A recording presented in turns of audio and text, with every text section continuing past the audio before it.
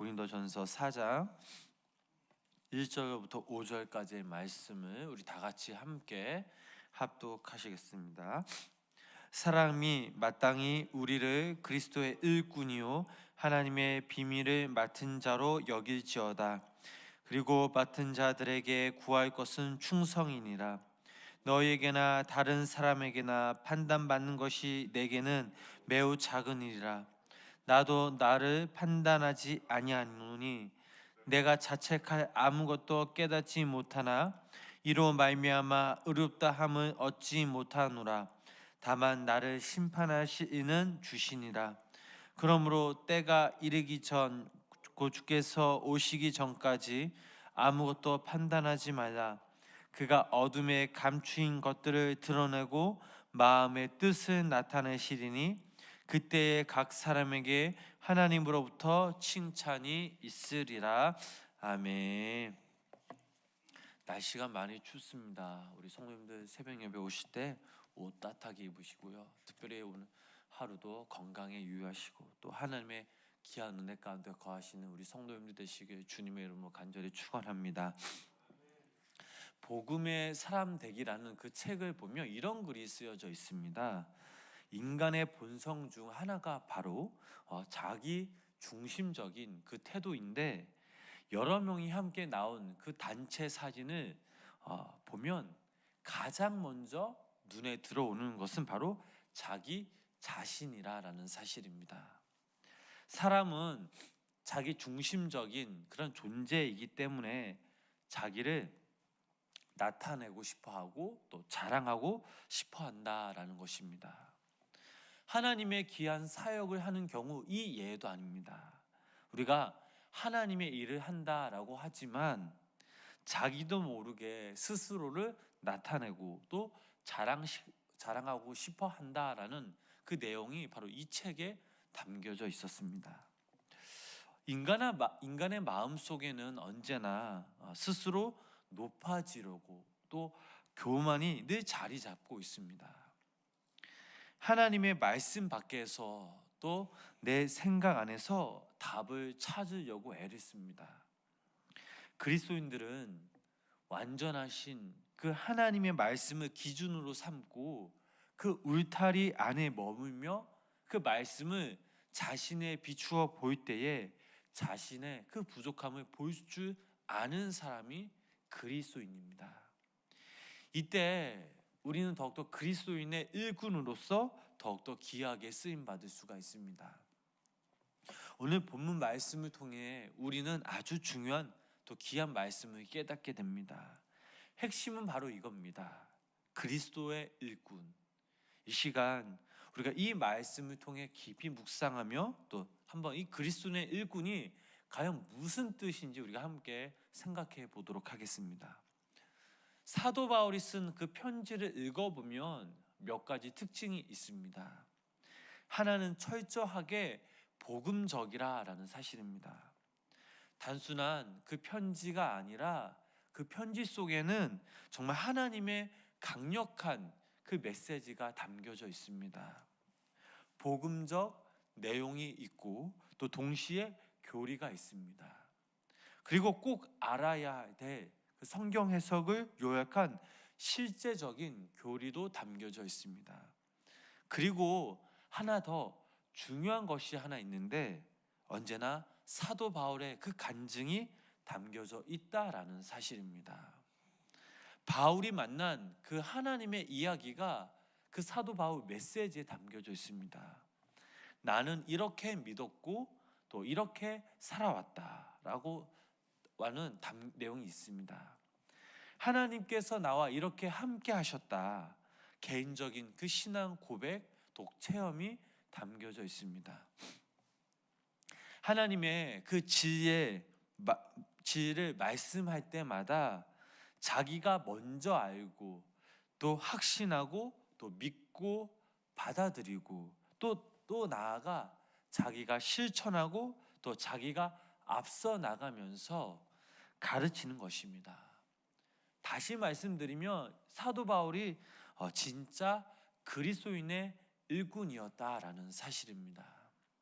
본문 1절, 우리 1절 말씀 우리 다 같이 우리 함께 합독하도록 하겠습니다.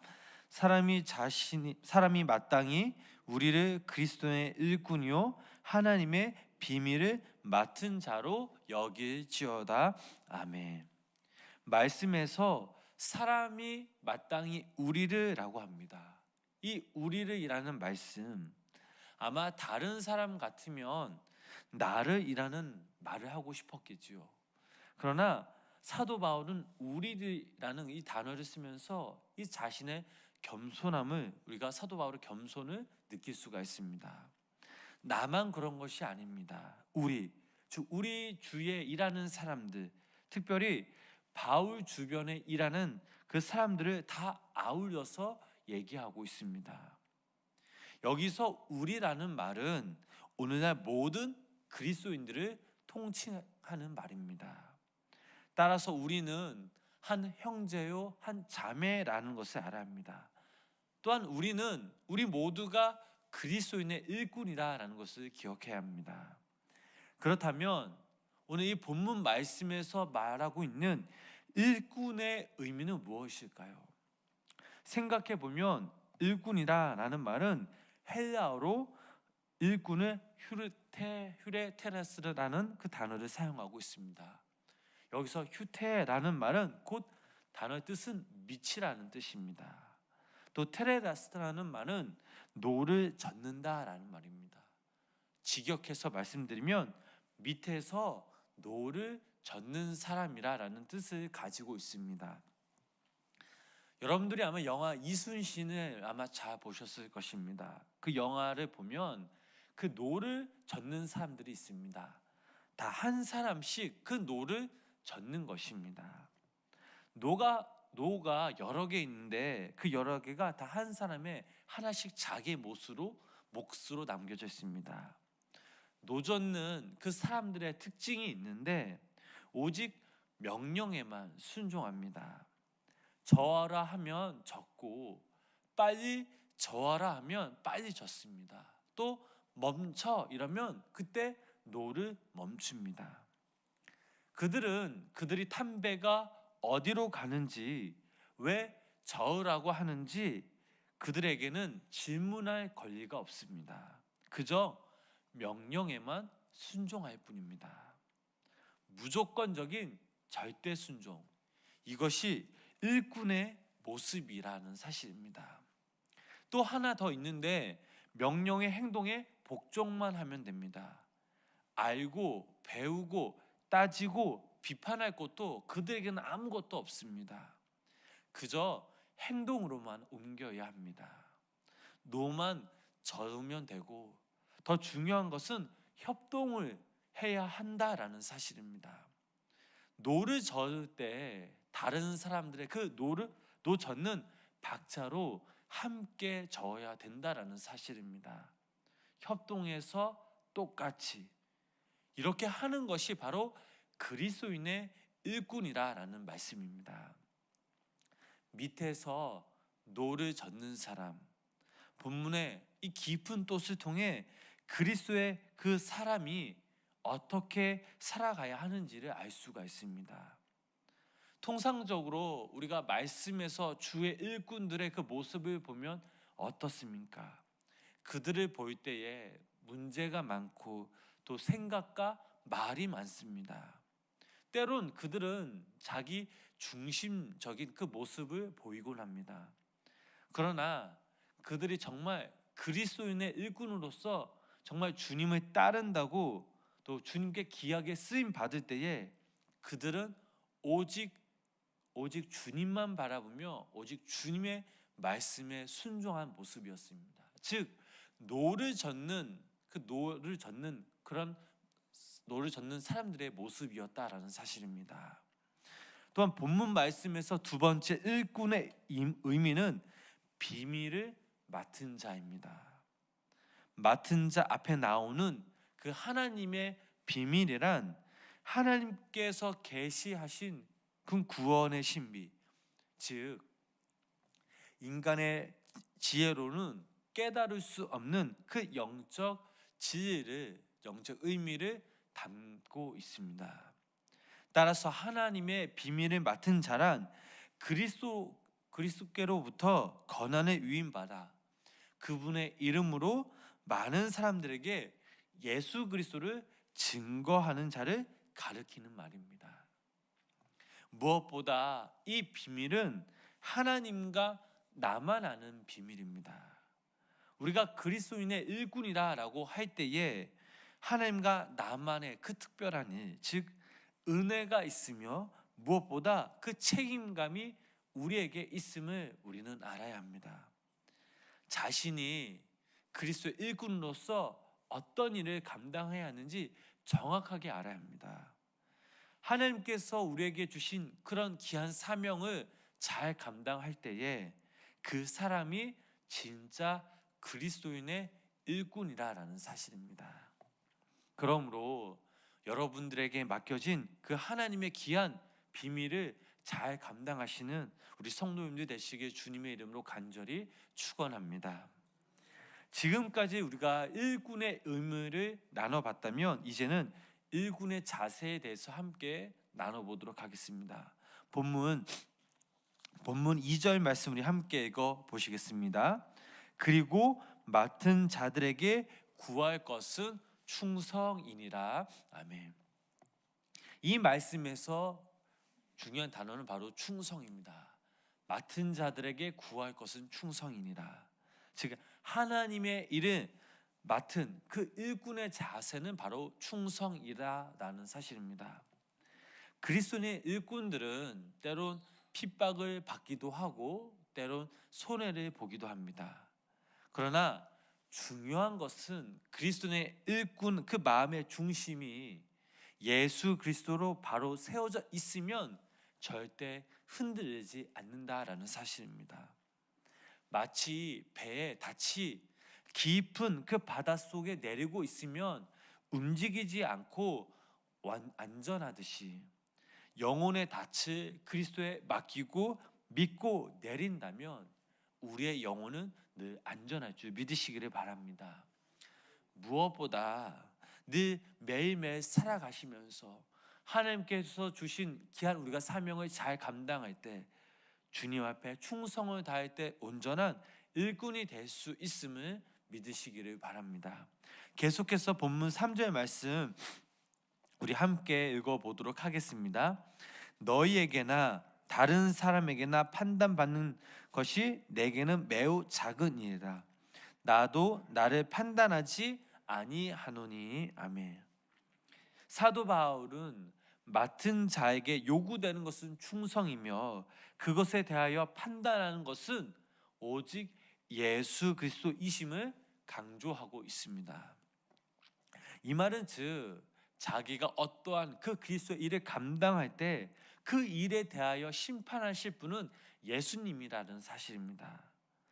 또한 다른 사람의 판단, 또 심지어 자기 자신의 판단도 하찮은 것이며 믿을 만한 것이 못 된다라는 사실입니다.